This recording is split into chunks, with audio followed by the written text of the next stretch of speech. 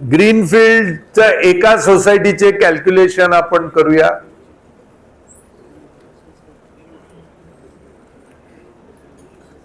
जमीन किती आहे ग्रीनफील्डची?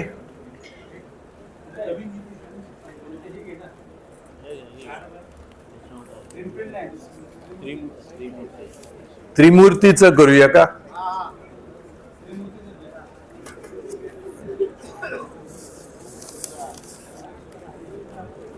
त्रिमूर्ती अपार्टमेंट सेक्टर 10. जमीन किती आहे तुमची?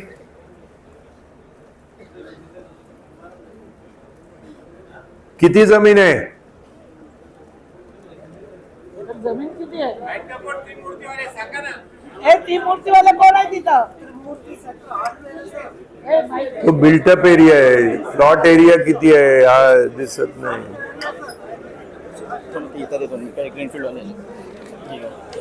हा, अच्छा, ग्रीनफील्ड वाले आले. जमीन किती आहे तुमची?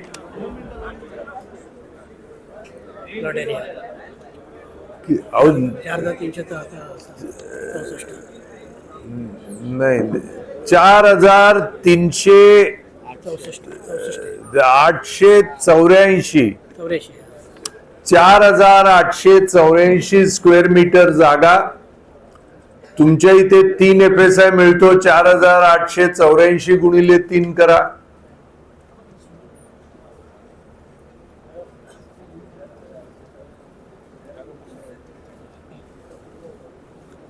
(4,884 स्क्वेअर मीटर. FSI 3 पुनर्विकासाचा.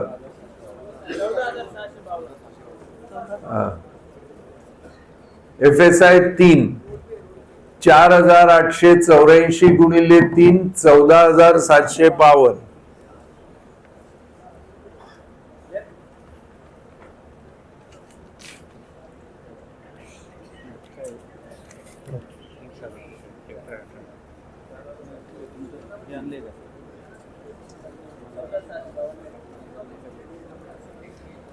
किती सोसायट्या आल्या?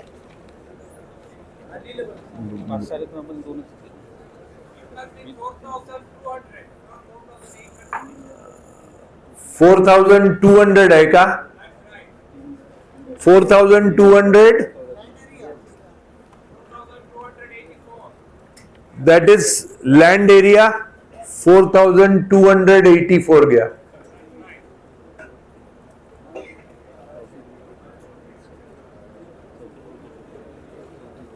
गुणिले 3 करा.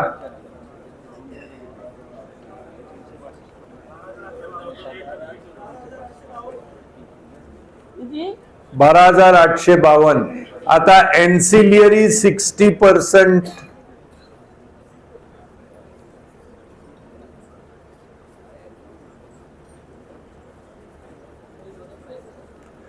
कमर्शियल घेतलं तर एन्सिलियरी 80% मिळतं बरं का.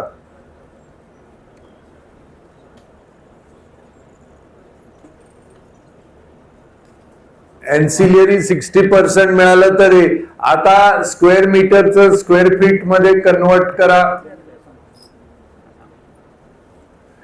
Multiply by 10.764.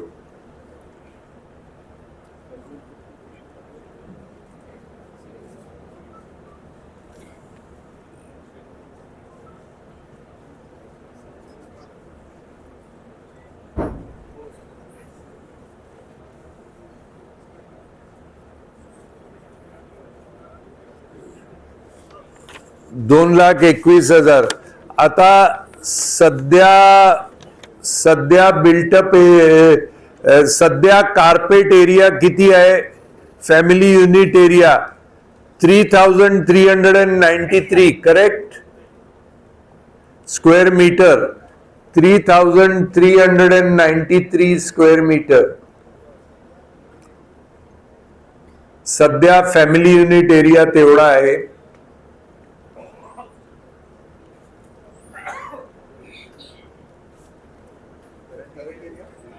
3,393 square metre. त्याचं कार्पेट एरिया करा मल्टिप्लाइड बाय 10.764. हे फिजिबिलिटी ज्याच्याकरता तुम्ही 50,000 लाख रुपये देतात ते सगळ्यांसमोर मी करून दाखवतो कसं करायचं ते.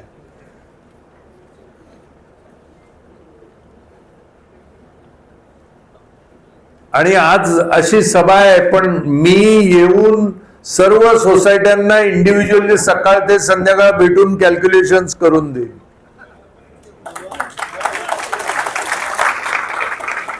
म्हणजे सध्या तुमच्याकडे 36,552 स्क्वेअर फीट आहे. हा 522 स्क्वेअर फीट आहे. आणि तुम्हाला बिल्डर नॉर्मली तुम्हाला किती देतो? 25%, 30%, 35%. आपण 40% घेऊ. याच्या 36,552च्या 40% घ्या.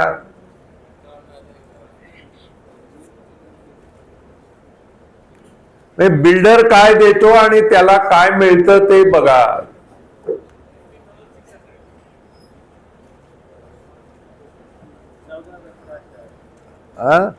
झाले टोटल 51,131 स्क्वेअर फीट हे मिळतं.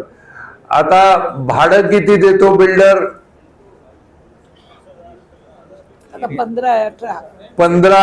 18 धरू.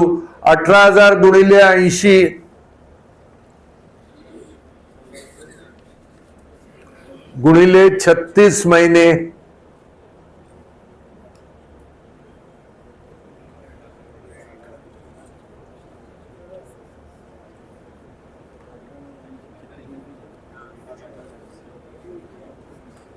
आपण ढोबळ मनाने आज कॅल्क्युलेट करणार, म्हणजे तुम्हाला तुमची ताकद किती आहे ते तुम्हाला कळलं पाहिजे.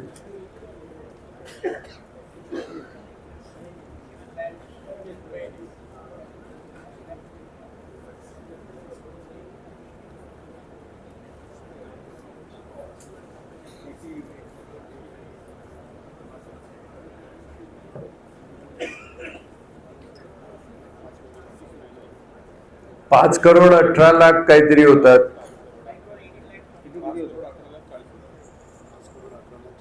5.18 म्हणा ना.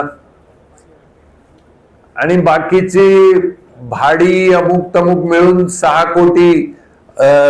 हे करा, डिपॉझिट, ब्रोकरेज आणि शिफ्टिंग चार्जेस मिळून 1 कोटी धरा.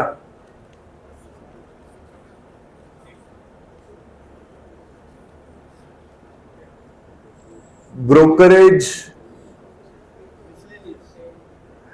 Shifting charges and deposit.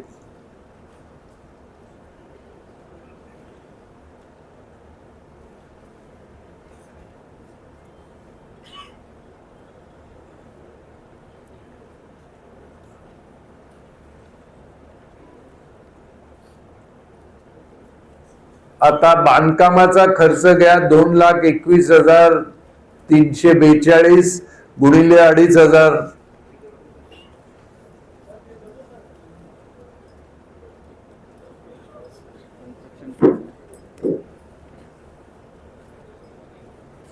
आपण ढोबळ मनाने कॅल्क्युलेशन करतोय, म्हणजे सगळ्यांना अंदाज येईल हे कॅल्क्युलेशन कसं करायचं.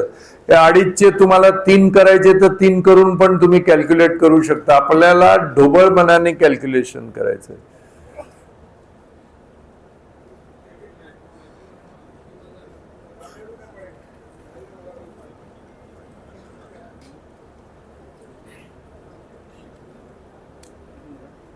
$55.3 crore. आता या टोटल जागेच्या एन्सिलियरी जे आहेत आणि बाकीचे आहेत त्याचे पैसे आपण घेऊया. 1,50,000 स्क्वेअर फीट.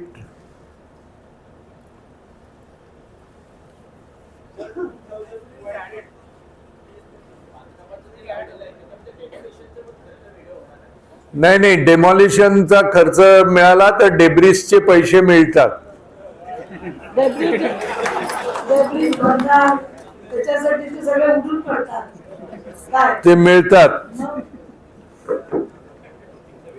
1.5 लाख काय तुला माहिती नाही गुणिले तुमच्या इथे रेडी रेकनरची जमिनीची प्राइस काय 60 आमच्याकडे स्क्वेअर मीटर पापीची वेगळी आहे.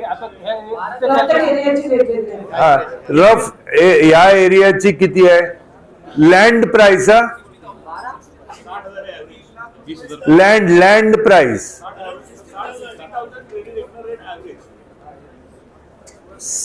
ॲव्हरेज 60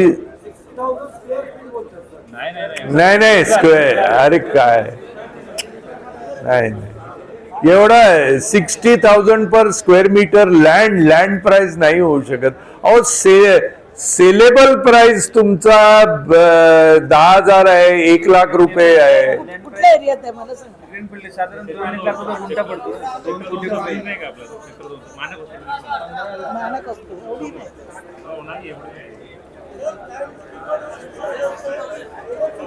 60,000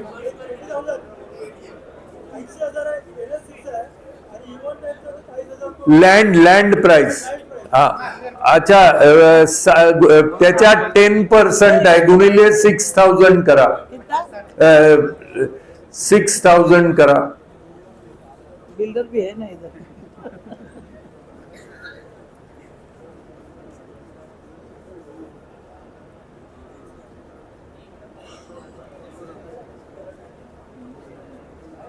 नाही 90 CR असेल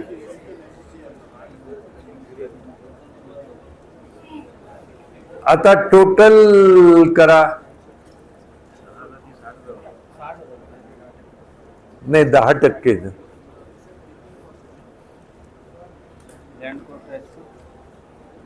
नाही 10% of land cost as per ready reckoner हे डोबळ मनाने आपण धरलेले आहे सेल्फ रिडेव्हलपमेंटला त्याच्या 50% मिळणार ते आपण अजून धरलेलं नाही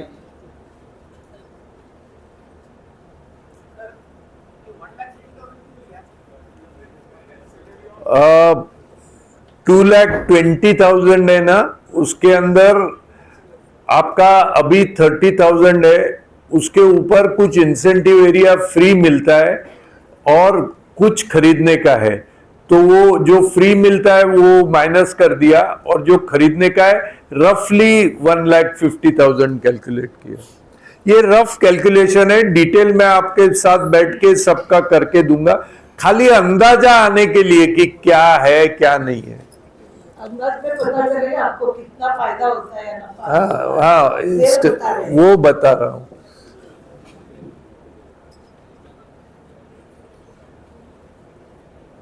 काय होतं?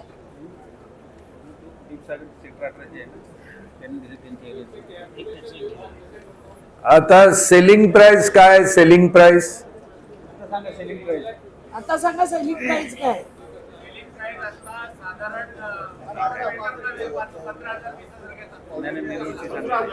नाही हे नेरूळचे सांगा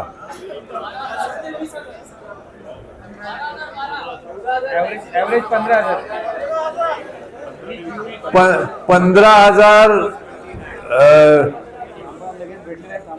15,000 15,000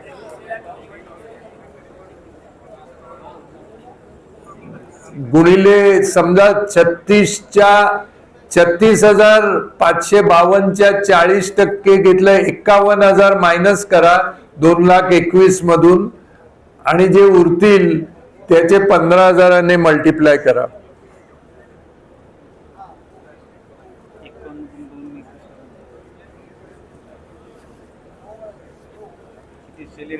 एकवीस मधून 51,000 मायनस करा 2,21,000 मधून 51,000 131 मायनस करा हा गुणिले 15,000 करा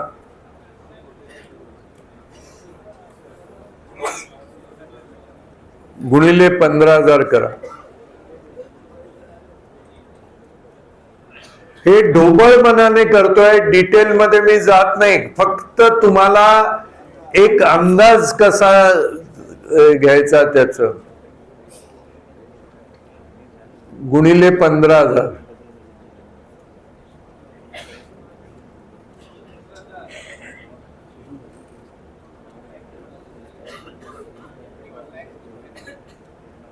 आता 1,70,000 गुणिले 15,000 करा.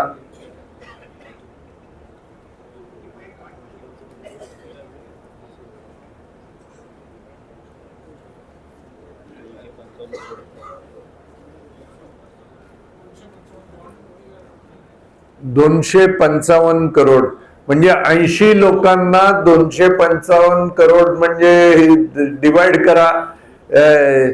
त्याचे 151 मायनस करा त्यातून.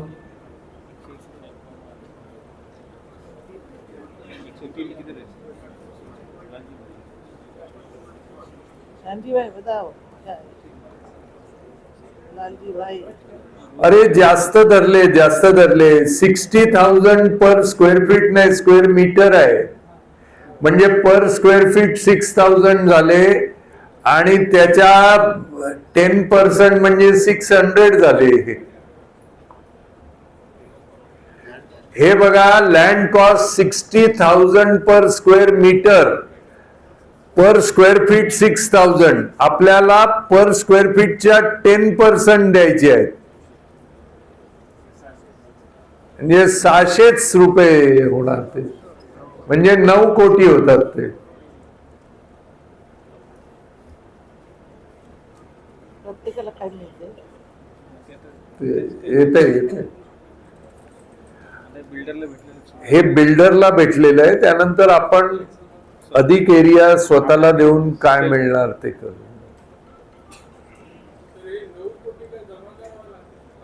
हा, जमा करावं लागतं.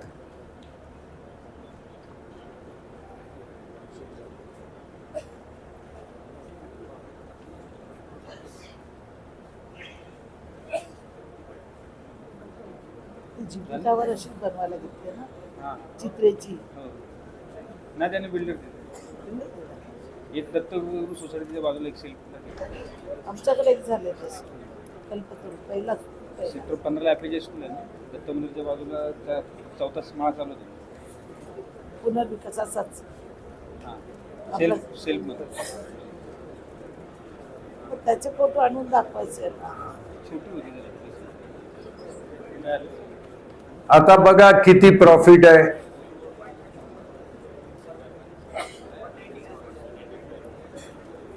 केलं मायनस. बिल्डरला किती प्रॉफिट आहे ते वर्कआउट करा.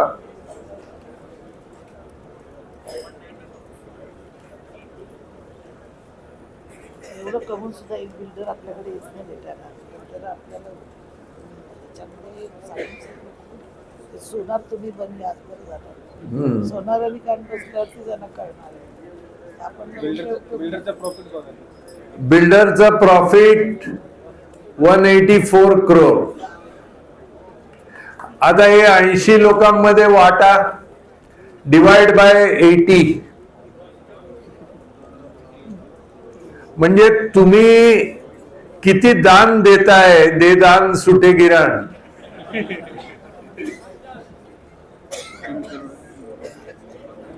80 लोकांमध्ये वाटा.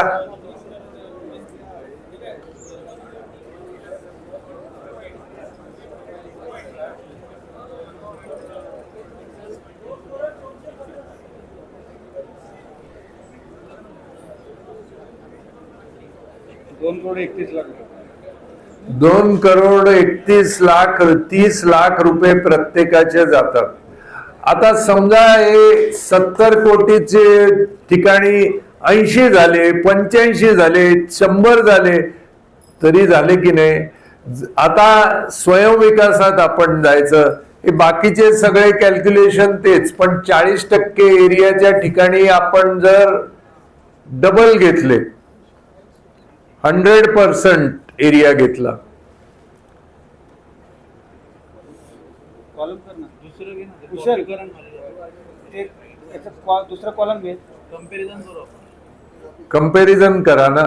कॉपी करा आणि खाली जर आपण 100% घेतलं, बाकीचे सगळे खर्च तेच ठेवले,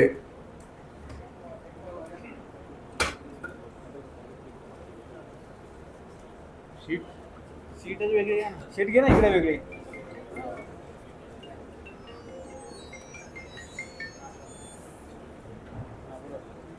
त्याच्यावर दिले बिल्डर आणि दुसऱ्या याच्यावर.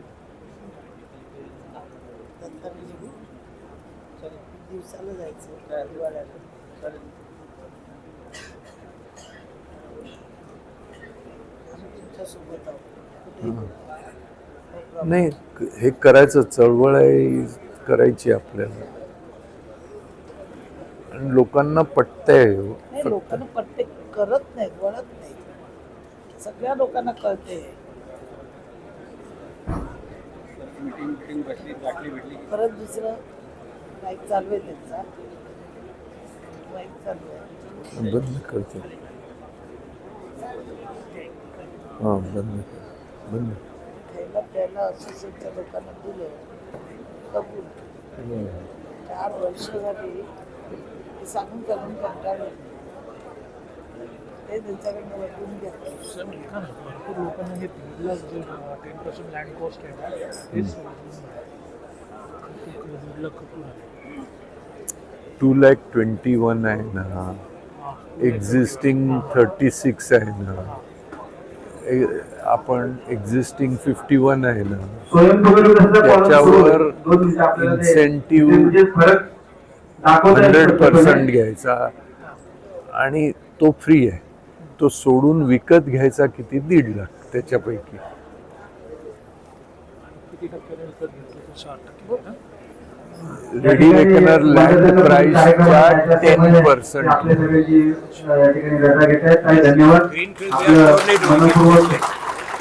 धन्यवाद. या ठिकाणी आपला पुढे कार्यक्रम सुरू राहणार आहे. अजून बऱ्याच आपल्याला काय गोष्टी रेडी रेकनर लँड प्राइसच्या सोनाली कान टोचले ना तरच तुम्ही सुधारणार आहे. तुम्ही इतकी वर्ष सांगून सुद्धा साहेब तुम्ही याला बरं केलं. तुमचा अनुभव आणि नक्कीच नवी मुंबईमध्ये परिवर्तन झाल्याशिवाय राहणार नाही. आणि पुढे कागदपत्रे कमी असेल का असेल तर मी तुमच्या सोबत आहे. धन्यवाद. धन्यवाद.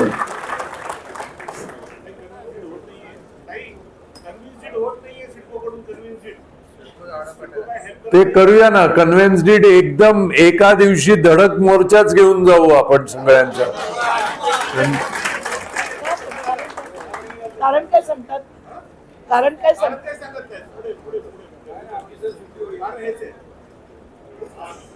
चला काढू मोर्चा. आधी त्यांच्या बरोबर जाऊन बसू, सांगू. नाही जर झालं तर मग दाखवू त्यांना काय आहे मी ते. एक काम करते, एमडीचा टाइम घेते आणि दत्ताला सांगते.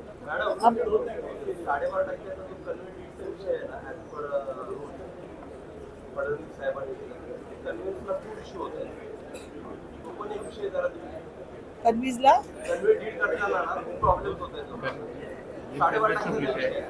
मला काय वाटतं, तुम्ही 2-4 विषय आता लिहून घ्या.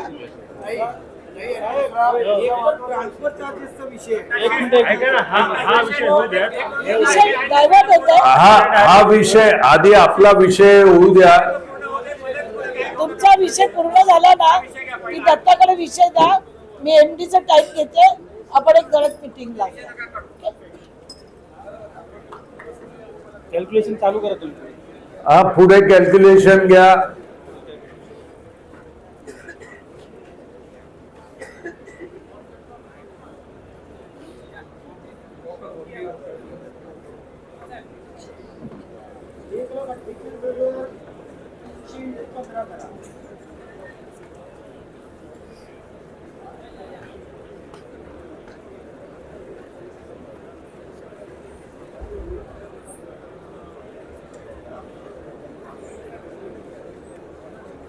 जरी 100% आपण एक्स्ट्रा घेतलं तरी आपल्याला प्रॉफिट किती येतो बाबा?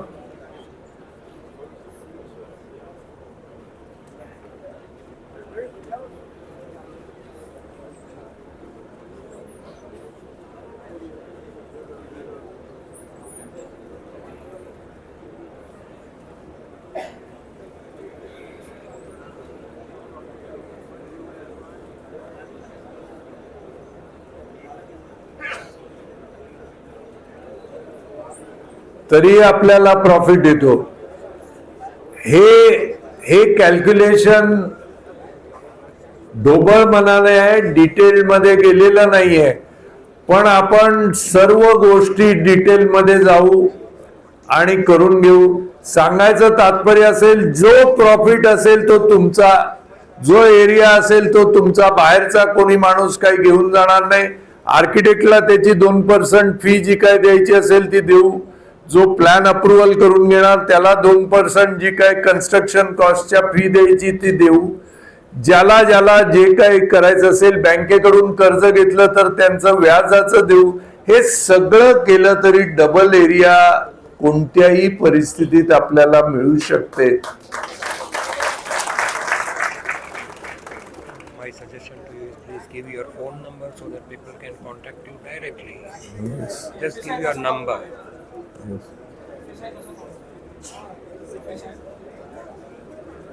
जमीन गुणिले 3 प्लस 60% एन्सिलियरी.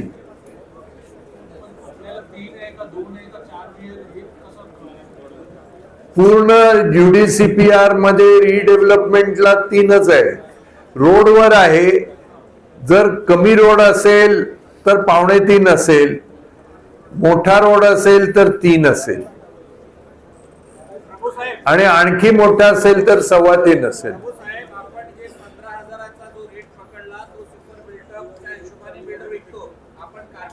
आपण कार्पेटचं सांगतो तो जास्त आहे. हे फक्त आयडिया देण्यासाठी आहे. म्हणजे उदाहरण म्हणून मी दाखवतोय.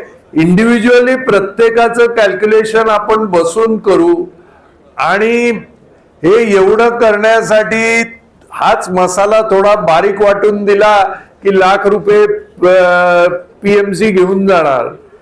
ते घेण्यापेक्षा लोकांनी स्वतः हे कॅल्क्युलेट. लक्षात घ्या, जमीन किती गुणिले 3, त्याचं जर अगदी नॅरो प्लॉट असेल तर 2.5, नॅरो रोड असेल तर 2.5, मोठा रोड असेल, मेन रोड असेल तर 3.25. 3 FSI ऍव्हरेज घेतला. जमीन गुणिले 3 प्लस 60% इन्सेंटिव्ह FSI हा तुमचा FSI. सध्या तुमचा असलेला जो कार्पेट एरिया आहे त्याच्या डबल करायचं किंवा काय करायचं तेवढं करायचं, तो मायनस करायचा टोटल FSI मधून. उरलेला FSI विक्रीला आपण घ्यायचा, तो विक्रीच्या दरानं मल्टिप्लाय करायचा आणि बाकीचे खर्च काढायचे. ही तुमची कुंडली आहे.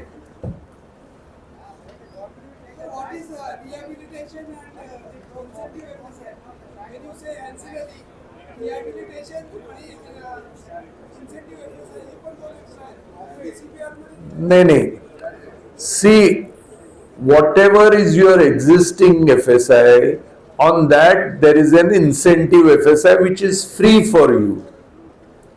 Over and above that incentive FSI, I have deducted that. That's why I have calculated you have to purchase only 1.5 lakh square feet where you have got 2,22,000.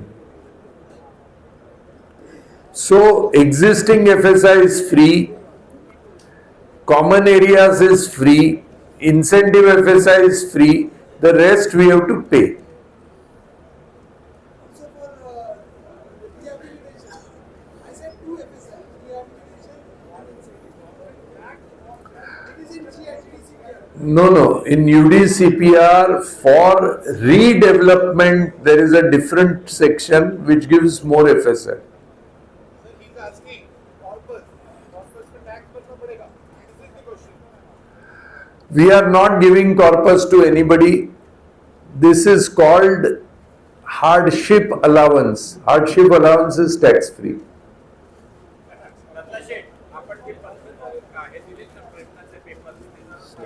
त्याच्यामध्ये त्यांचं ना जुनं घर किती एरियाचं होतं, एक नवीन घर कितीचं बघते त्यांना. नाही, जे जुनं घर आहे त्याच्यात डबल किमान मिळू शकतं.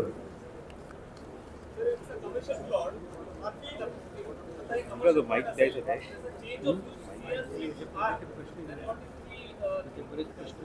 कमर्शियल प्लॉट मध्ये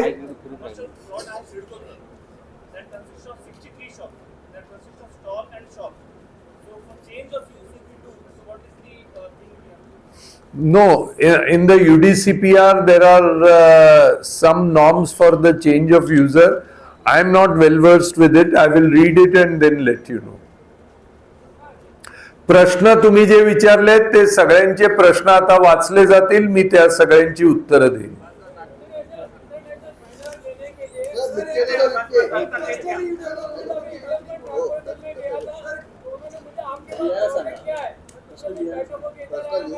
एक मिनिट, आपण लिहून द्या प्रश्न कागदावरती जे आहे वेळ आपल्याकडे अर्थातच. क्लस्टर रिडेव्हलपमेंटला याच्यापेक्षा जास्त 4 FSI मिळणार. Amalgamation is you are amalgamating 2 plots.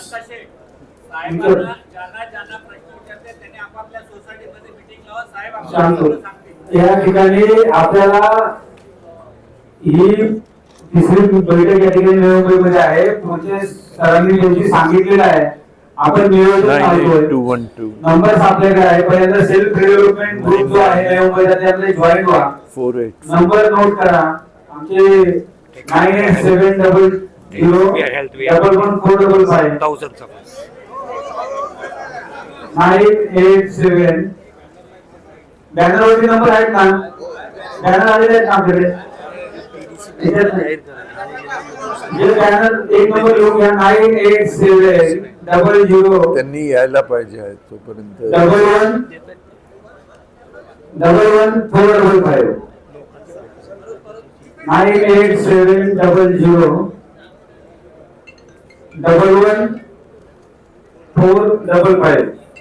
हे बघा, ही चळवळ राजकीय नाही, ही कोणत्या एका पक्षाची नाही. मी कोणत्या पक्षाचा सभासद नाही, मी कोणत्या पक्षाच्या बाजूला नाही, कोणत्या पक्षाच्या विरोधात नाही. ही चळवळ लोकांची आहे आणि लोकांना त्यांची घरं मिळवण्यासाठी आहे. हे कृपा करून लक्षात घ्या. त्या व्हॉट्सअप ग्रुप आहे करा. तुम्हाला व्हॉट्सअप ग्रुप मध्ये ऍड करण्यात येईल. त्यानंतर जो पुढचा सोहळा आहे जे सोसायटी वाईज एकत्र सगळे लोक बसलेले आहेत. एकाच ठिकाणी सगळ्यांचे सरकार निरसन शक्य नाही. ज्यावेळेला आपण सोसायटी वाईज मीटिंग लावा.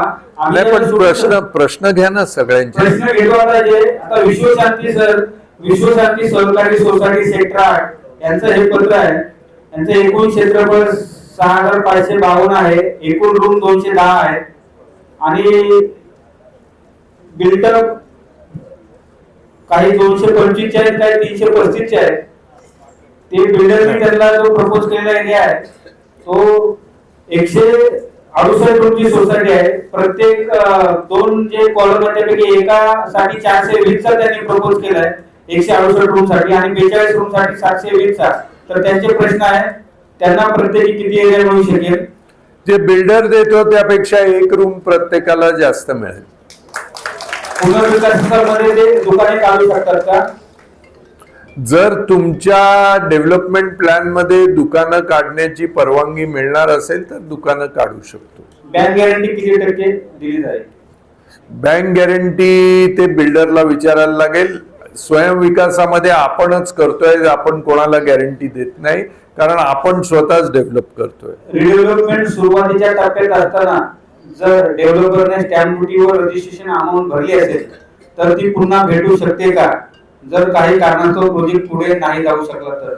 तुम्हाला जर बिल्डरचं हे पटलं नाही, तुम्हाला जर त्याने फसवलं असं वाटलं तर तुम्ही त्यातून परत येऊ शकता. पण त्यांनी काय भरले ते तुमच्याकडून घेतले असतील तर ते परत मिळतील की नाही ते वकिलाला विचारायला लागेल.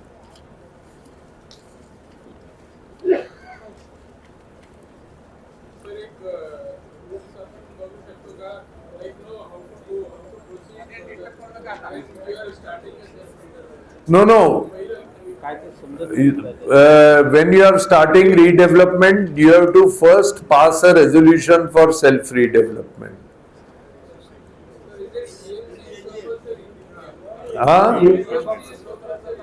No, PMC is not compulsory. हे निलेश साळुंगे, साईनाथ नगर विकास सेवा सोसायटी स्वयं विकासामध्ये स्लम SRA मध्ये 300 स्क्वेअर फूट पेक्षा अधिकचा एरिया भेटू शकतो का? हो. झोपडपट्टी व गार्डनचे आरक्षण असेल तर ते अडवता येते का?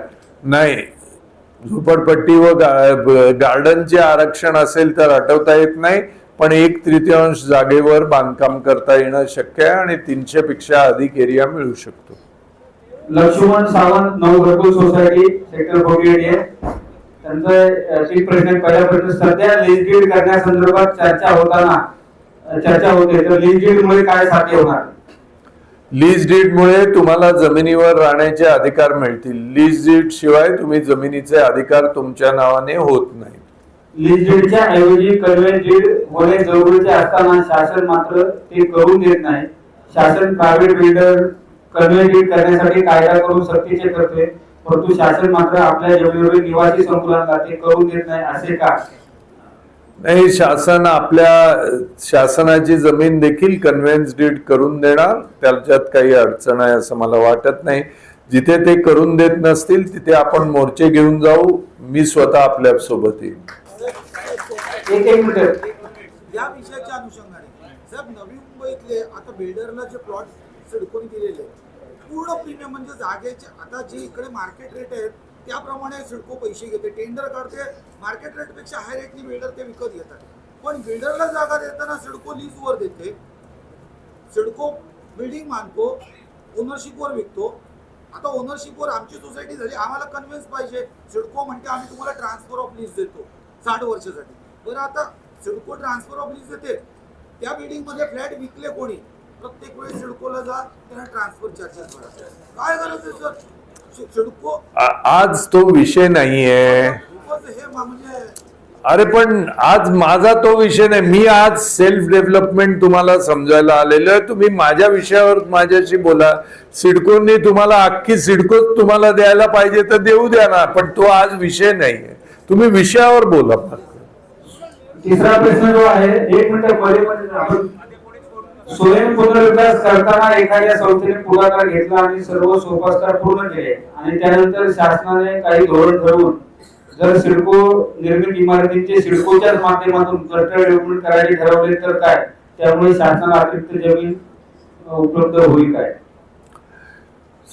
सिडकोला ज्या ठिकाणी करायचं असेल तर त्यांनी ते जाहीर करायला लागेल. स्वयंविकास करून जर सिडकोनी आपल्याला नव्या मुंबई महानगरपालिकेने परवानगी दिली की मग शासन त्या जमिनीवर काही करू शकत नाही.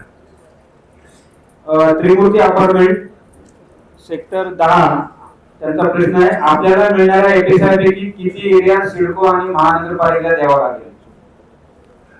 त्याचा तक्ता आहे. आपला एरिया इन्सेंटिव्ह एरिया आणि बाकीचा एरिया त्याचा एक शेड्यूल आहे UDCPR मध्ये. जर आपल्याकडे 100% अधिक एरिया विक्रीला मिळत असेल तर त्यातून काही भाग आपल्याला सिडकोला बांधून द्यायचा किंवा त्याचे पैसे तरी द्यायचे. इथे त्याचे पैसे आपण कॅल्क्युलेट केले. रोडच्या मीटर नुसार किती एफएसआय लागू होईल किंवा कसे याची माहिती मिळेल? फोनवर UDCPR 2034 टाईप करा. त्याच्या रोड वाईज रोड आणि FSI चा चॅप्टर काढा. त्याच्यात तक्ता आहे, त्या तक्त्यामध्ये रोड आणि FSI लिहिलेला आहे. तो रोड आणि FSI चेक करा. तुमच्याकडचा जो रोड असेल तो रोड त्याच्यामध्ये दिसेल. दीपसागर सोसायटी, सेक्टर 18, नेरूळ, मधुकर रामचंद्र गुरव, त्यांचा पहिला प्रश्न आहे, स्वयंपूर्ण विकासामध्ये किती टक्के सरलीकरण म्हणजे रिपीट झालेला आता जो सरांनी सिडको आणि महानगरपालिका त्यांनी बंधन करायचं आहे, आताच तो प्रश्न झाला. स्वयंपूर्ण विकासासाठी प्रथम संस्थेकडे किती रक्कम असणे आवश्यक आहे असा प्रश्न आहे. कोणतीही रक्कम संस्थेकडे असण्याची आवश्यकता नाही. स्वयंपूर्ण विकासासाठी किती टक्के सभासदांची आवश्यकता आहे? 51%. एक आत्ताच एक आला एक सॉरी सर म्हणून एक चिठ्ठी आली, त्याच्यामध्ये आहे सेल्फ डेव्हलपमेंटची काहीतरी निगेटिव्ह बाजू आहे किंवा नाही? निगेटिव्ह बाजू आहेत, भरपूर आहेत निगेटिव्ह बाजू. निगेटिव्ह बाजू हीच आहे की आज सोसायट्यांमध्ये आपसामध्ये भांडणं जर तुम्ही केली आणि कोणताही निर्णय घेण्यासाठी वेळ जर लावला तर सेल्फ डेव्हलपमेंट रखडणार. त्यामुळे कोणाची किती भांडणं असतील तर ती भांडणं इमारतीच्या पुनर्विकासापुरती बाजूला ठेवा आणि इमारतीचा पुनर्विकासाचा संदर्भ सोडून नंतर तुम्ही एकमेकांची डोकी फोडून घ्या, माझं म्हणणं नाही. पण इमारतीच्या पुनर्विकासात ते मध्ये येऊ नको. मी या पक्षाचा, तो त्या पक्षाचा, ठीक आहे, तुमचे पक्ष. मंदिरात जाताना चप्पल बाहेर काढतो ना, तसे आपापले पक्ष बाहेर सोडून यायचं. इथे काम करताना कोणत्याही पक्षाचा विचार नाही करायचा. बाहेर जाताना आपापले पक्ष घेऊन जा, त्याचं काही अडचण नाही. पण या कामामध्ये कोणत्याही बाबतीत त्याच्यामुळे अडचण येता कामा नये. आपसामध्ये भांडणं आणि निर्णय घेण्याची क्षमता नसल्यामुळे नेमका निर्णय कोणता घेणे हे कळत नाही. त्यामुळे या दोन गोष्टीमुळे प्रोजेक्ट थांबू शकतो.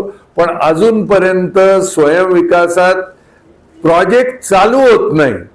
पण एकदा चालू झाला की सगळे भांडणं सोडून ते कंप्लीट करतात. कारण प्रत्येकाला घर पाहिजे असतं, प्रत्येकाचं घर गेलेलं असतं. त्यामुळे सगळे ते कामाला लागतात आणि ते करून घेतात.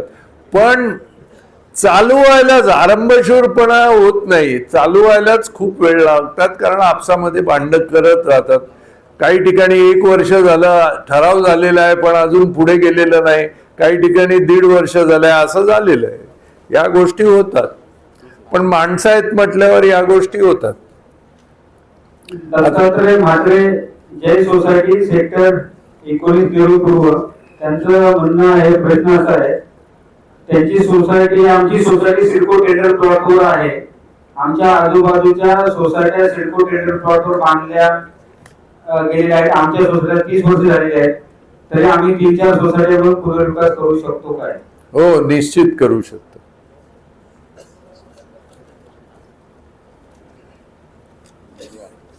दिलीप चव्हाण, सेक्टर 48 स्वयं पुनर्विकासासाठी पैशाची तरतूद कशी, हे याच्यामध्ये मला वाटतं सरांनी मगाशी मार्गदर्शन केलेलं आहे. तर त्यांचा दुसरा प्रश्न त्याला धरून आहे, सर्व सभासदांची पैशावरून दिशाभूल होत आहे, तर त्याच्यावर थोडस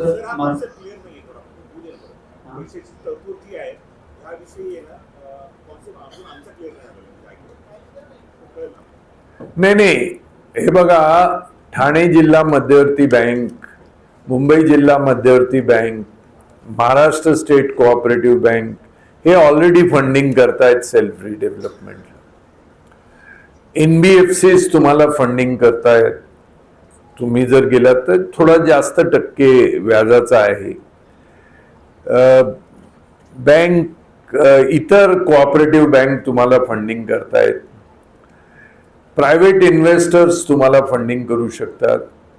फॉरेन डायरेक्ट इन्व्हेस्टमेंट तुम्हाला फंडिंग करू शकतं. स्वतःची इन्व्हेस्टमेंट काहीही नाही. ज्या माणसाला एक्स्ट्रा एरिया विकत घ्यायचा नाही त्याला कोणतीही इन्व्हेस्टमेंट करायची गरज नाही. 95% फंडिंग आणि उरलेले 5% जी माणसं तुमच्यापैकी, आता उदाहरणार्थ तुमच्याकडे 200 फूट आहे आणि 100% ऍडिशनल तुम्हाला 400 मिळाले, तर तुम्हाला 600 पाहिजे, त्याच्यावर तुम्हाला 200 ऍडिशनल पाहिजे. तुमची ऐपत आहे ते विकत घेण्याची. तर ते ऍडिशनल जर बाकीच्यांना 15,000 रुपये पर स्क्वेअर फीट मध्ये मिळत असतील तर तुम्हाला 30% डिस्काउंट म्हणजे 10,500 मध्ये ते मिळणार. आणि जे ते ऍडिशनल एरिया विकत घेतील त्यांच्याकडून त्या ऍडिशनल एरियाचा 20% घेणार, ते 5% मध्ये जाणार. मुंबई बँक 12.5% मध्ये देते. ठाणे बँक 12.5% मध्ये. पुढे सबसिडी GR मध्ये आहे, अजून लागू झालेल्या नाही. तुम्ही त्यांना विचारा, तुमच्या आमदारांना. काढलेला आहे, सगळे तज्ञ लोक होते त्या कमिटीमध्ये. आज हो. गव्हर्नमेंटला या सगळ्या काय? गोष्टी माहिती आहेत.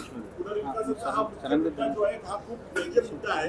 या सगळ्या गोष्टी असताना प्रेझेंटेशन खूप छान होतं, तुमच्यामुळे खूप चांगलं मार्गदर्शन मिळालं, पण ऑपरेशन अजूनही होत नाही. म्हणजे कसं करायचं लोकांनाही कळत नाही आणि आम्हालाही कळत नाही. नाही, ऑपरेशन त्यांनी जर तुम्ही त्यांना GR ची अंमलबजावणी करायला लावा, बाकी काही नाही. मग गव्हर्नमेंट का नाही करते? गेली 5 वर्ष झाले. पण मी गव्हर्नमेंटचा प्रतिनिधी नाही आहे. मला एक प्रश्न विचारायचा आहे, म्हणजे त्याच्यामध्ये आता हे म्हणायचं की साधारणपणे सर तुम्ही 4800 सेमिनार घेतलेले आहेत. तुम्ही तुमचे एक सेमिनार म्हणजे 4-5 वेळा बघितलेले सगळे, बरोबर आहे?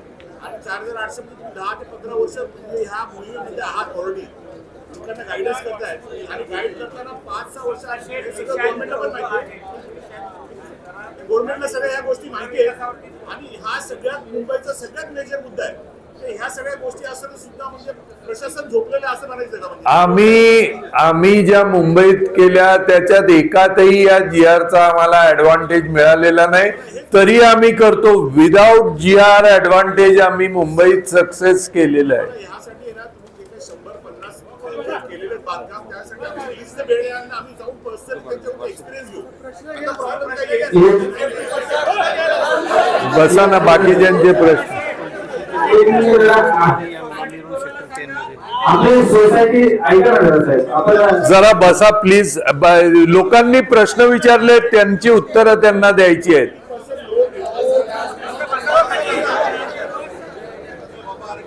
श्रीकृष्ण तुळाजी जाधव साहेब, आपली तळमळ समजते, परंतु इथे प्रशासन करत नाही आणि सरकार करत नाही किंवा अधिकारी करत नाही, तर त्याच्यासाठी तर आपण सगळे जमा झालो ना. आपला जो रोष आहे की करत नाही, तर ते आंदोलन जमा करण्यासाठी आपण सगळे प्रशासन करत नाही, सरकार करत नाही, अधिकारी करत नाही. आपल्याला करायचं तर आपण ठरवायचं आणि आपला रेटा असेल तर सगळे लाईनीवर येतील. आता सगळ्यांना माहित आहे बांगलादेशमध्ये काय झालेलं आहे. श्रीकृष्ण तुळाजी जाधव केंद्रीय विहार सोसायटी, त्यांचा प्रश्न आहे सेल्फ रिडेव्हलपमेंट C1 ची नोटीस मिळाल्यावर करणे जरुरी आहे का? C1 नाही, नोटीस मिळाल्यावर नाही. तुम्हाला जर 30 वर्ष झाले असतील किंवा तुमची इमारत जीर्णावस्थेत असेल आणि तुम्हाला स्वयंविकास करायचा असेल तर तुम्ही करू शकता. आमच्या सोसायटीमध्ये 8 बिल्डिंग आहेत, तर टप्प्याटप्प्याने रिडेव्हलपमेंट करू शकतो का? हो, करता येते. फेज 1, फेज 2, फेज 3 असं करता येते. तिसरा प्रश्न, त्यांचा मिळणारा FSI 100% उपयोगात आणणे जरुरी आहे का? तुम्हाला जर उपयोगात आणायचा नसेल तर नका आणू, तो तुमचा प्रश्न आहे. स्वयंविकासात कोणी तुम्हाला हे करा अगर नका करू म्हणून सांगत नाही. तुम्ही तुमचे निर्णय स्वतः घ्यायचे असतात. त्यानंतर प्रश्न असा आहे, नावाने लिहिलं, नेरूळमधील काही इमारती ह्या रिडेव्हलपमेंट साठी गेलेल्या आहेत, तर काही इमारतींचा DA अजून फायनल झालेला नाही, परंतु टेंटेटिव्ह DA मध्ये सुधारणा होऊन तो फायनल होण्याच्या मार्गावर आहे. सोसायटीमधील काही लोकांना 410 स्क्वेअर फीटचा एरिया मान्य नाही, तरी सुद्धा DA फायनल होतोय. यासाठी काही करता येईल का? सोसायटीच्या सभासदांना समजावून सांगा, जर 51% DA मान्य नसेल तर DA रद्द होईल.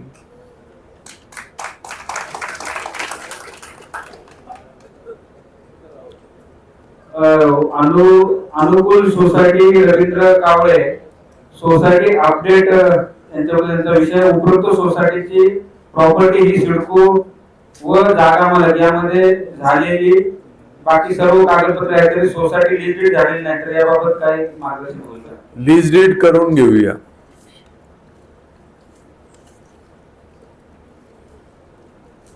सिडकोने वसवलेली G+3 च्या 8 इमारतींचे लीज डीडचे काम सुरू आहे. लीज डीड झाल्यानंतर डेव्हलपमेंट कसे करता येईल?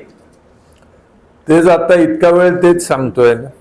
1 BHK प्लस गॅलरीचा विस्तार करण्याकरता काय करावे लागेल? म्हणजे काय प्रश्न आपण लिहिताना जरा नाही, तुमचं सध्या आहे त्या तुम्हाला बिल्डर जितकं देईल त्यापेक्षा अधिक तुम्हाला सेल्फ डेव्हलपमेंट मध्ये मिळेल. पुढचा प्रश्न त्याला जोडून होता तर मला वाटतं तो 1998 बांधकाम आहे त्यांचा आणि त्यांचा प्रश्न तोच आहे. पुढचं घे.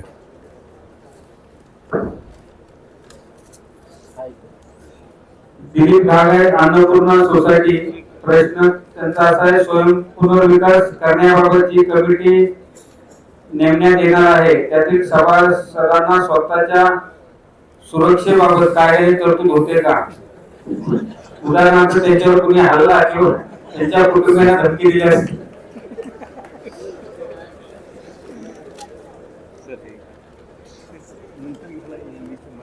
मला वाटतं सर सगळे आपण हसण्यामध्ये त्याच्या उत्तर आलं, परंतु स्वयं पुनर्विकासामध्ये हल्ला होईल की नाही माहित नाही, पण बिल्डरच्या बाबतीत जरूर हल्ला होऊ शकतो आणि त्याच्यामध्ये कुठलीही सुरक्षित तरतूद मला वाटतं उपलब्ध नसेल. बिल्डरच्या सांगण्यानुसार जर कोणी केलं तर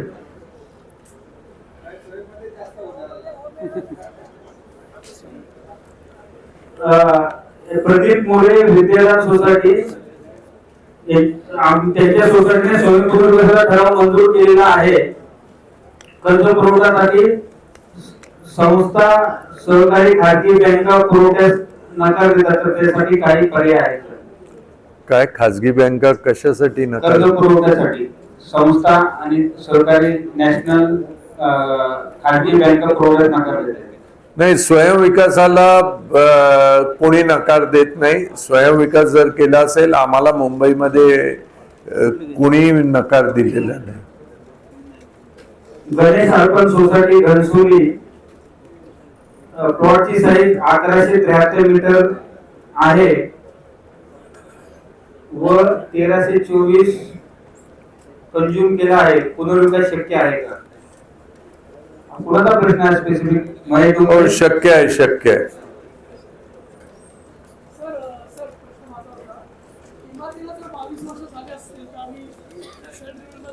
नाही, कायद्यानं 30 वर्ष आहेत. इमारत जर जीर्णावस्थेत असेल तर करता येईल.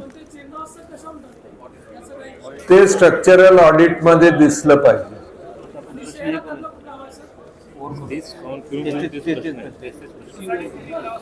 इंग्लिश काही आहेत का? मंगल कृपा सोसायटी,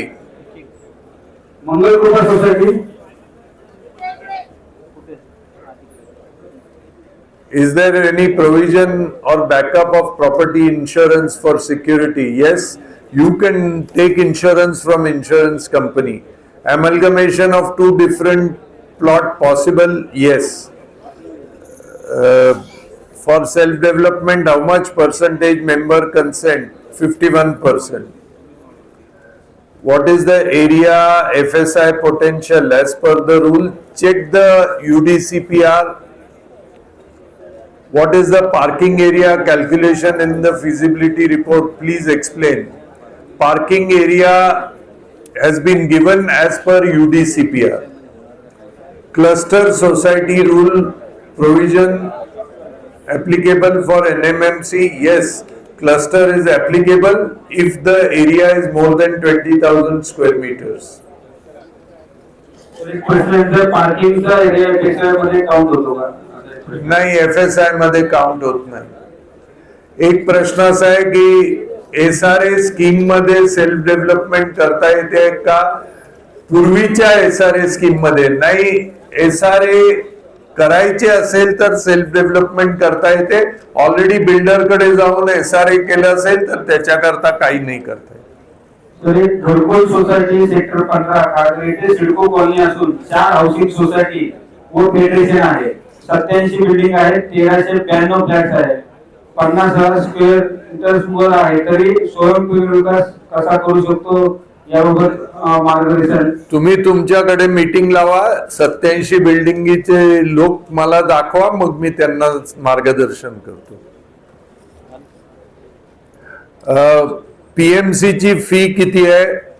PMC ची फी प्रोजेक्टवर असते. कन्स्ट्रक्शनच्या कॉस्टच्या 1.5%, 2% असे ते घेतात. Is it necessary to have separate redevelopment committee? It is not necessary, but if managing committee wants, it can be done.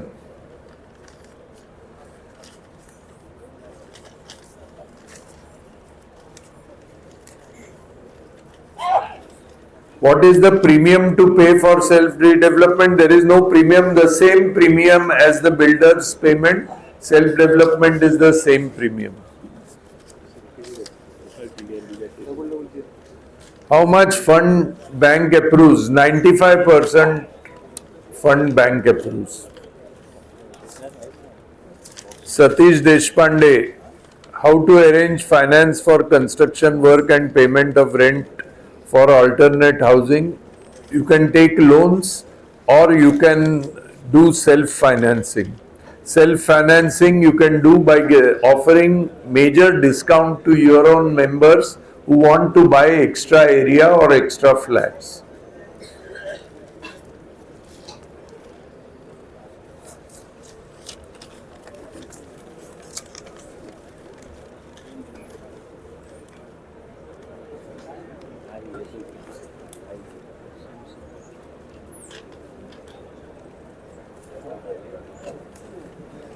Terrace flat.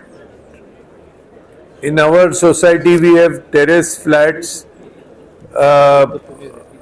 What is the solution to accommodate this space? No, terrace flat is not part of FSI. एक प्रश्न आहे यांचा 12.5% मध्ये रिडेव्हलपमेंटचे नियम वगैरे लागू आहेत किंवा कसे असा एक प्रश्न आहे. नाही, 12.5% FSI जास्त वापरात घेतलेला आहे, त्यामुळे एक्स्ट्रा एरिया आणि कॉर्पस कमी मिळणार.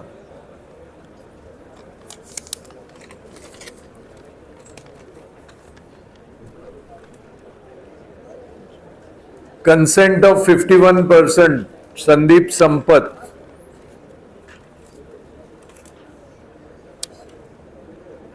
What is the collateral given? The sellable area is given as collateral.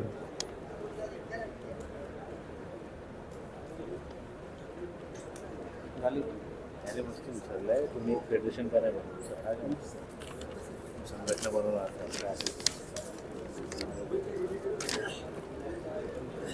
एक सूचना आहे की नव्या मुंबईच्या सोसायट्यांचं फेडरेशन बनवा. नव्या मुंबईच्या सोसायट्यांचं there is a federation of new Mumbai societies, but I do not know what kind of work they are doing.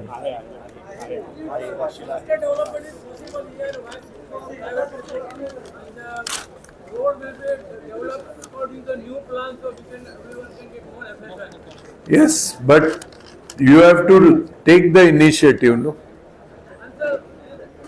Abu Dhabi Investment Authority is ready to invest for. I had asked them personally when I was there.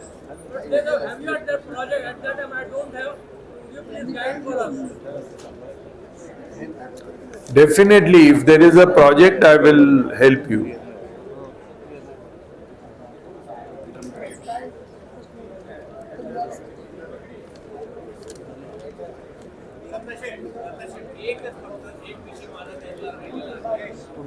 सध्या Bhavani market 10 lakh निवडलं आहे. आमच्या त्याच विकासासंदर्भात meeting झाल्यानंतर आमचे वादविवाद झाले. प्रत्येक सभासदाला असं सांगितलं जात आहे की आपल्याला 1-1 कोटी स्वतः भरावे लागतात. कोणत्याही सभासदाला एकही पैसा भरायला लागत नाही. दुसरा प्रश्न असा आहे की 2000 स्क्वेअर फूटचं मार्केट आहे आणि तिथं सांगितलं जातं की फक्त आपल्याला 500चा एरिया दिलाय, बाकीचा शिल्पच्याच ताब्यात आहे. काय गणितच कळत नाही त्याच्यात. नाही, ते कागदपत्र पाहिल्याशिवाय सांगू शकत नाही. प्रशासक असताना रिडेव्हलपमेंट नाही.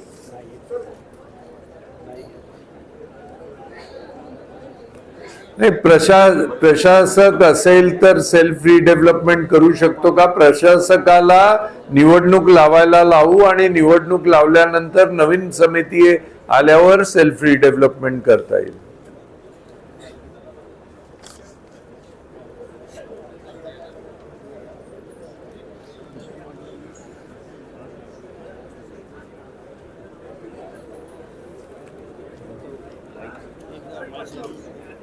काही आता एखादा हा कॉमन कुठला प्रश्न काही हा, जणांनी विचारा. माझ्या सोसायटीमध्ये काही बिल्डर मॅनेजिंग कमिटी मेंबर्स आहेत. ते एकमेकांना सेल्फ रिडेव्हलपमेंटचा प्रस्ताव मांडतात. ते काय करतात की 51% ते काही इन्व्हेस्टर आमच्या फ्लॅट भाड्याने दिलेले 51% प्रस्ताव पुढे आणून जी आमची मेजॉरिटी आहे की आम्हाला एनएफओ सेल लेवलला खूप खर्च वगैरे आहे, तुमच्याबद्दल बरंच काही त्यांना सांगितलं, पण ते बोलतात नाही याच्यात आपल्याला खूप पैसे काढणे शक्य नाही. 51% ऐकून शांत राहणं गरजेचं आहे. मी काय त्यांच्या अगेन्स्ट काय बोलू शकतो किंवा काही करावं, 51% पुढे काय बोलता येत नाही. ते रॉंग आहेत, कळतं आपल्याला रॉंग आहे, सगळ्यांना कळतं. तुम्ही त्यांना कन्व्हिन्स करणं हाच एक मार्ग आहे. डॉक्टर बसावं लागणार 51% तुम्ही कन्व्हिन्स करा ना त्यांना. मेन मुद्दा जो आहे सगळ्यात मेन मुद्दा आहे ना, फिनान्सचा मेन मुद्दा आहे. फायनान्स ओके, त्याच्यामध्ये तुम्ही सांगितलं की 95% आपल्याला फायनान्स मिळू शकतो, पण सीसी काढायच्या आधी फायनान्स मिळू शकतो का आपल्याला? नाही, सीसी काढल्यानंतर, ओके, सीसीला म्हणजे आपल्याला पैसे टाकायचे, आयओडी नंतर सीसी आयओडीला जे 5% आपण उभे करतो ते आयओडी करता वापरायचे आणि आयओडी नंतर आपल्याला फायनान्स मिळतो. मी बँकेला अप्रोच केलं होतं, बँक बोलली आहे ना 10% मिनिमम मार्जिन मध्ये तुम्ही ठेवा, पण 10% मार्जिन मध्ये कोणत्या बँकेने सांगितलं तुम्हाला? मुंबई सहकारी बँक. पण मुंबई सहकारी बँकेने आम्हाला 5% दिलेलं आहे. ओके, म्हणजे 5% आपल्याला मार्जिन मध्ये म्हणून ठेवायचं आहे. नाही, मार्जिन मनी नाही, 5% आयओडी करता आपण वापरायचे. आयओडी आल्यावर बँक आपल्याला 95% देते.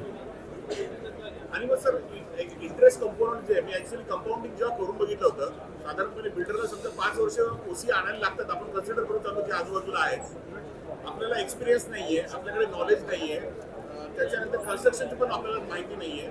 आता हे मॅनेजमेंट कॉस्ट वेगळी आहे, पण आपण समजा मॅनेज करायला गेलो, आपल्याला 5 ते 7 वर्ष लागली, तर कंपाऊंडिंग मध्ये 100 कोटीचं बजेट असेल तर 85 कोटी. तुम्हाला हे कळलेलंच नाही. 5 वर्षाच्या आधी कर्ज घेऊन मग आपण 5 वर्ष परमिशन घेतो. नाही, मला काय म्हणायचं माहितीये का, की आपण कन्स्ट्रक्शन कॉस्ट तर घेणार आहोत की लोन मध्येच घेणार आहोत? नाही, आपण रेरा मध्ये रजिस्टर करून बुकिंग घेणार आहोत आणि बुकिंग मधून बांधकाम करणार आहोत. कन्स्ट्रक्शन कॉस्ट लोन घेणारा वेडा माणूसच करतो. आपण वेडे नाही आहोत. कन्स्ट्रक्शन कॉस्टची लोन कोणी घेत नाही. मला एक म्हणायचं की आता सेल आहे ना, आता सेलला आहे ना, एवढी ऑलमोस्ट जे ब्रँडेड बिल्डर आहेत दे आर ऑल्सो स्ट्रगलिंग. रेरामध्ये जाऊन बघितलं तर आज त्यांचा पण सेल होत नाहीये ऍक्च्युली. आज ॲज अ सोसायटी म्हणून माझ्याकडे कोण येऊन गेला की फ्लॅट बाबा इनहाऊस या आणि फ्लॅट देतो मी. इन-हाऊस सेल आमचा, आम्ही जिथे जिथे करतो तिथे इन-हाऊस सेल 30% आम्ही इन-हाऊस सेल करतो. आणि आमच्याकडे 5 स्कीम्स आहेत. पहिली scheme extra area 30% discount, extra flat 20% discount, मेंबरच्या भाऊ बहीण, सासू सासरे, मेवणा मेवणी यांना जर फ्लॅट विकायचा तर 15% डिस्काउंट. मेंबरचे जर कझिन्स म्हणजे वडिलांच्या भावाची मुलं, वडिलांच्या बहिणीची मुलं, आईच्या भावाची मुलं, आईच्या बहिणीची मुलं, सेम बायकोच्या बाबतीत त्यांना 10% डिस्काउंट. या स्कीम्स मध्ये जितके रिलेटिव्हजना परचेस करायचं आहे ते घेऊन जोपर्यंत आपल्याकडे इनफ पैसे नाहीत तोपर्यंत बँकेला अर्ज करत नाही. म्हणजे आपल्याला कन्फर्मेशन घ्यायचं की आपल्याला इन-हाऊस सेलचं 30% झालं पाहिजे. ऍटलीस्ट ते कन्फर्मेशन आपल्याकडे असणं ते कन्फर्मेशन झाल्याशिवाय आपण पुढे जायचं नाही. बाहेरच्यांनी स्वस्त देऊ शकतो. आपल्याकडे पैसे आहेत, सेल होतोय याची खात्री झाल्याशिवाय कुणी माणसाने घर सोडायचं नाही.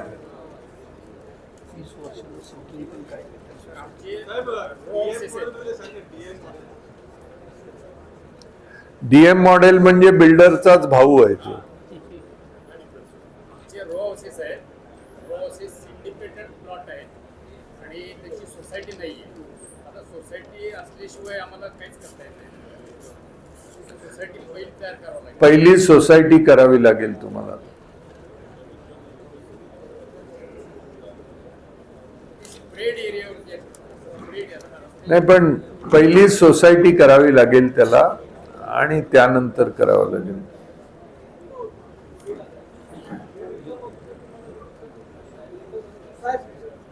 सोसायटी करायला कमीत कमी किती मेंबर असावे लागतात? कमीत कमी 10 मेंबर. आता त्यांनी कमी करून 8 केलेत मला वाटतं. आता 5 ची पण होते मला वाटतं. नवीन नियमाप्रमाणे 5 मेंबरची पण होते.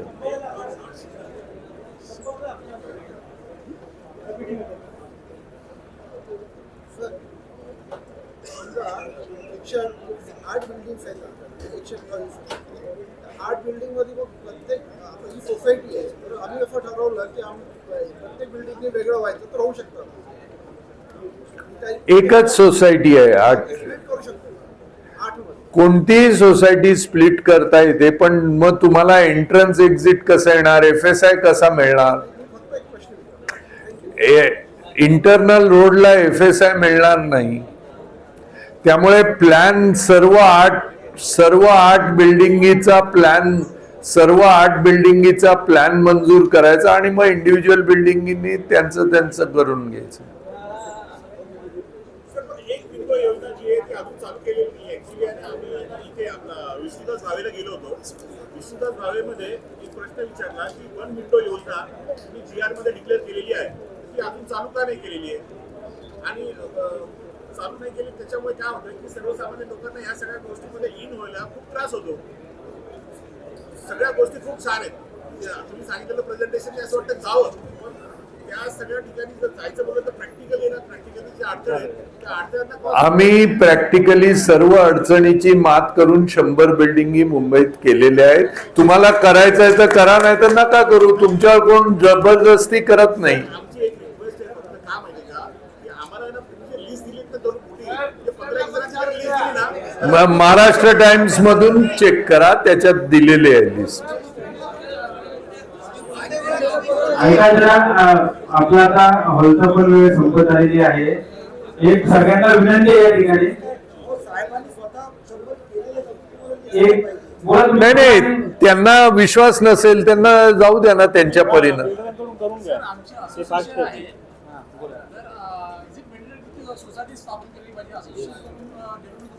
हा नाही, सोसायटी करायला पाहिजे. कोऑपरेटिव्ह सोसायटी केली तर सेल्फ डेव्हलपमेंटचे नियम लागू होतात.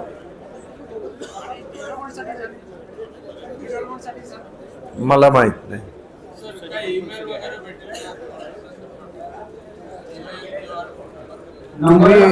तुम्ही वेबसाईट वर जा, तुम्ही YouTube वर जा, तिथे ईमेल आहे, सगळं काय आहे. माझं नाव टाईप करा. तुम्हाला मदत होईल सगळी या बॅनरवरचे नंबर आहेत ना, तुम्ही फोन करा. ऐका जरा, आम्ही सगळ्यांचे प्रश्न ऐकले. सगळ्यांना रिक्वेस्ट एक आहे, विनंती आहे.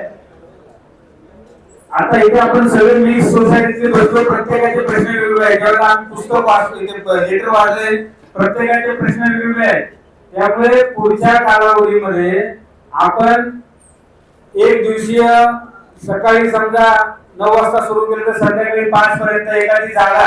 आणि याच्यामध्ये विनंती आहे की आपण स्वतःही पुढे, आतापर्यंत सगळ्यांनी इथे आम्ही काय 1 मिनिट जरा बोलतो, 2 मिनिट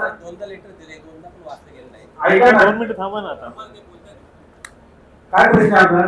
सर, गोवा सोसायटी आहे सेक्टर 18 मध्ये आणि 16 मध्ये, तर आणि ते बीडी प्लॅन मध्ये आहेत. त्यासाठी रिडेव्हलपमेंट प्लॅन कसं पॉसिबल आहे? रो हाऊस सोसायटीला रिडेव्हलपमेंट करता येते.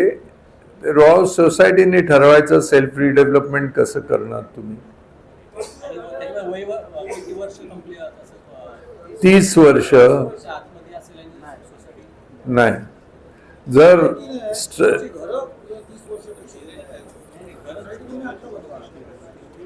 आता तो 1 मिनिट तुम्हाला कट करतो. म्हणजे मी सांगतो त्याचा अर्थच तो आहे की तुम्ही सर्व ज्या वेळेला एक आपण ही कॉमन मीटिंग ठेवतो, कॉमन मीटिंग मध्ये एक कॉमन अजेंडा असतो आणि कॉमन अजेंडा मध्ये सेल्फ डेव्हलपमेंटला कसं पुढे जाता येईल असा एक विषय असतो.